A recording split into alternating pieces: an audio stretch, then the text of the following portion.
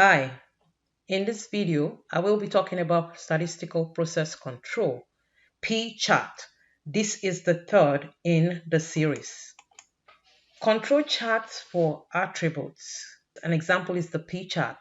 This is used to determine whether the proportion of some attribute from process data is within statistical control. For example, a company produces 1,000 smartwatches daily. A random sample of 100 smartwatches is inspected per day. The following number of defectives were found over a 30-day period. Construct a P chart to determine whether the process is out of control. This is the data showing the number of defectives recorded over the 30-day period. Note that 100 smartwatches is inspected daily, so my N in this case will be 100. Next, I will go to Excel. Once the number of defectives are put in one column, I will compute P in this column, which consists of the proportion of defectives. So this will be the number of defectives divided by my N, which is 100, as discussed earlier. So I will get the proportion for all 30 days. Once I get these values, I will now compute P bar, which will be the average of the column P. I will go to the cell and type equal to average. And then I'm going to go ahead and highlight the whole column.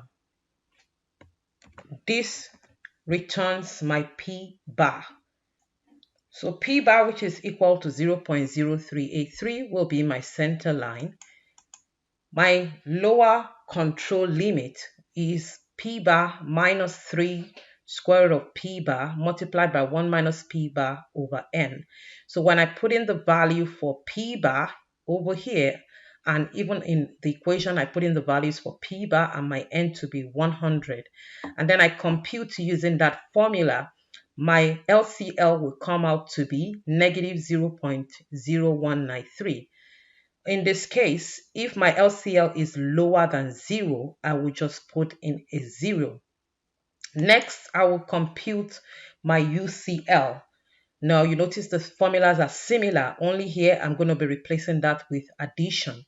So when I put in the value of P bar over here, here, and here, then I put in my N in the denominator right here, I get a value of 0.0959 as my UCL. Again, if the value of your UCL is greater than 1, make sure to replace it by 1. To make the P chart, I would put my P in one column, my UCL, the value we obtained earlier, in one column, my LCL in one column, and then my center line in one column. And then I'm going to go ahead and highlight all 4 columns. Then I will go on and click Insert, and then select this right here, and then the very first. Right here, I have my P chart. Looking at my P chart, I see that there are 2 points above the upper control limit at day 25 and day 30. So as a result of that, we say that the process is out of statistical control. Thank you for watching this video.